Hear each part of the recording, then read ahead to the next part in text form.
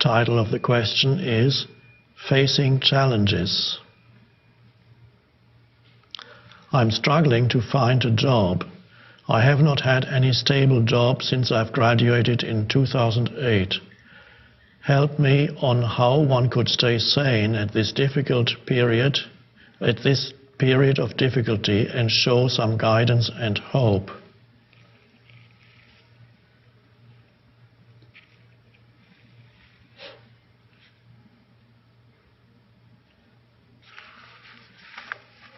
I can perhaps give you some guidance, but I can't give you any hope.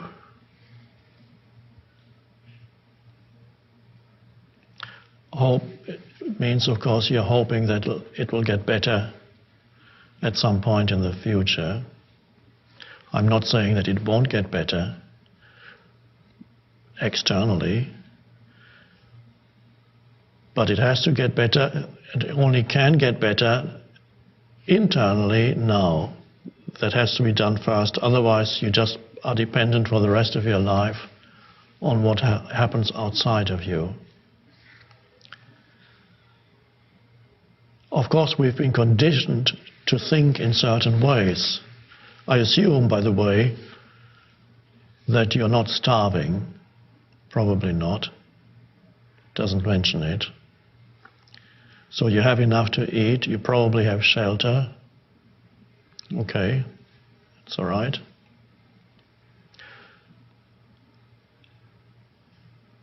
And of course, the situation is as it is, but one is conditioned to look at it in a certain way, and in this case, to look at it as something entirely undesirable. And also, one begins to form a conceptual image of oneself as having failed or as failing. That can easily happen. And as the conceptual image of yourself as failing or having failed gets strengthened,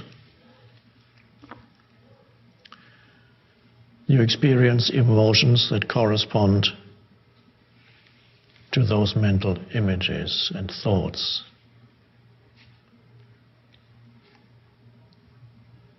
So one is culturally conditioned to have certain thoughts or ideas in one's head concerning this particular situation.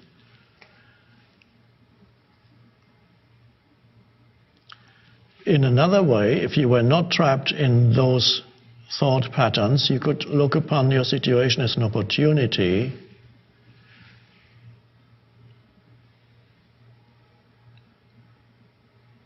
to explore certain things, to read what interests you, to develop certain interests,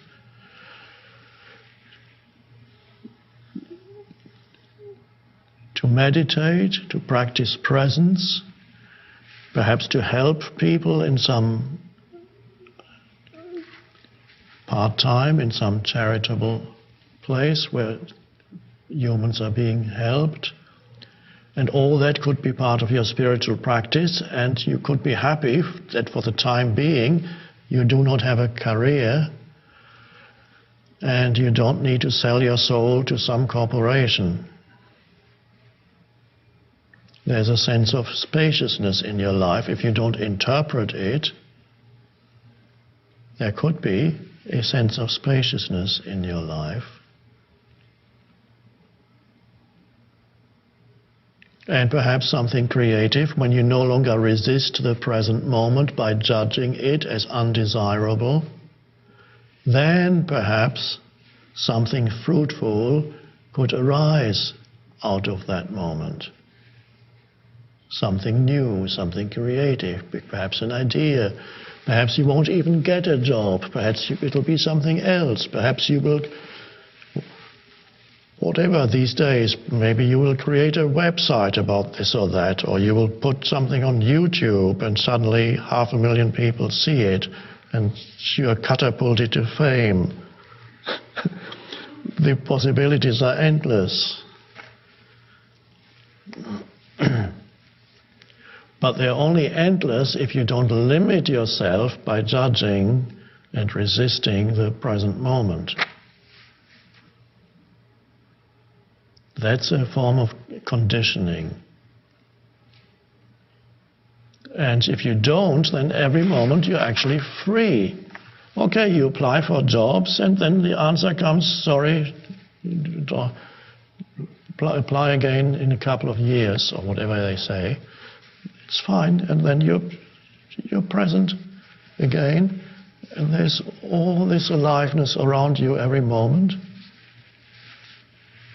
And you're breathing, and you're moving. You can do anything with your time. Wonderful sense of freedom. Of course, a little bit of structure is good in a person's life, so you may have to give yourself some structure for your day, but it can be a structure that leaves openness within it.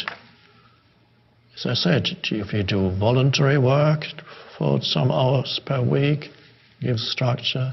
Pursue certain interests, suddenly something may absorb your interests and pursue that. Think creatively, there may be other possibilities than getting a job. Or there may be certain jobs that you hadn't thought of, all kinds of, I can't mention all the possibilities. But it all comes down to not judging what is, and not to judge your situation as bad. People around you may do it, so you have to remove yourself from that collective mindset.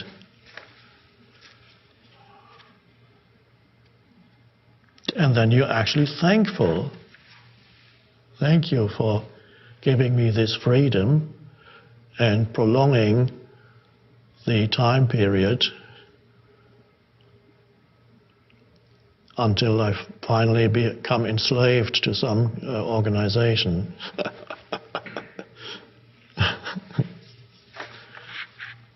Of course, a job doesn't have to be like that, but often it is.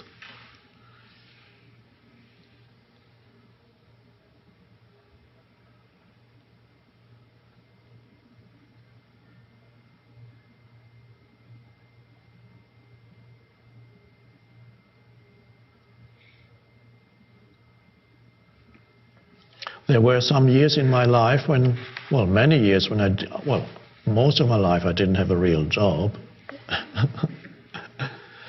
And there were many years when I just lived on a minimum.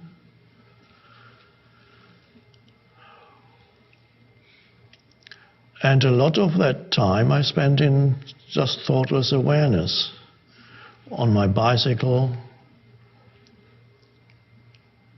sitting on benches. Not just those 2 years when I actually didn't have a home of my own. Even after I had a home, I still didn't really have a job, but always just enough to survive. And a lot of free time. And it would be just walking along in the parks, on my bike, doing simple tasks, sometimes getting temporary jobs. You mentioned that you haven't had a stable job since you graduated, which probably means you have had some temporary jobs. And again, if you have temporary jobs, don't be unhappy about the nature of your temporary job. Don't be an unhappy waitress. Be a happy waitress. Very important. And give your attention to whoever you meet there. Every movement, how you put the plate on the table, how you take the orders, there can all be a quality in what you do. If you don't have a mental image that says, oh, I want something, I shouldn't have to do this, you have to honor whatever form the present moment takes. So I had that, and a lot of the time I spent in thoughtless awareness. And that, I would say, the books would not have been written and the teaching could not have happened if I had not spent those years in thoughtless awareness, because then the power grows. and grows. It comes more fully into this world.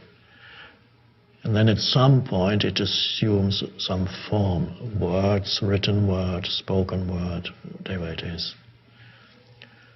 But there are periods of time for spiritually awakened humans or spiritually awakening humans.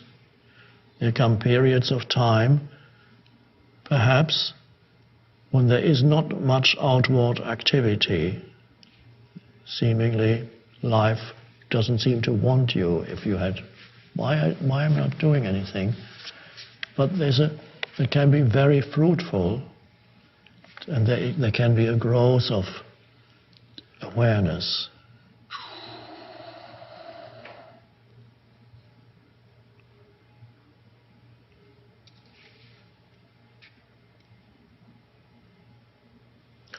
I applied for jobs at some point before that.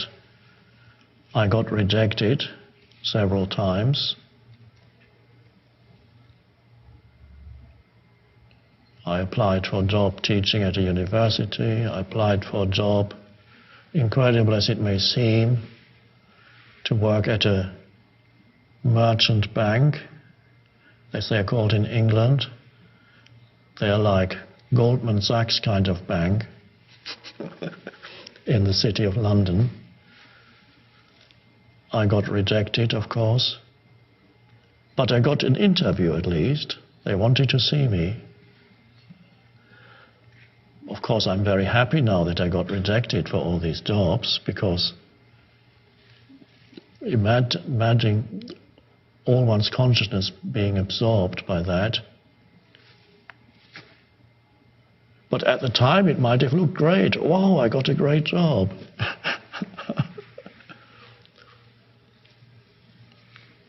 I remember why I got rejected when I was applying for a job at a university, teaching, a full-time job. I had a part-time job.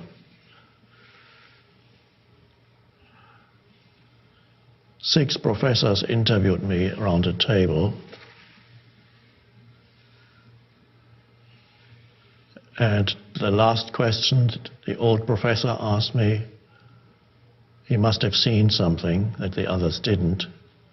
The last question he asked me was, and what do you really want to do with your life?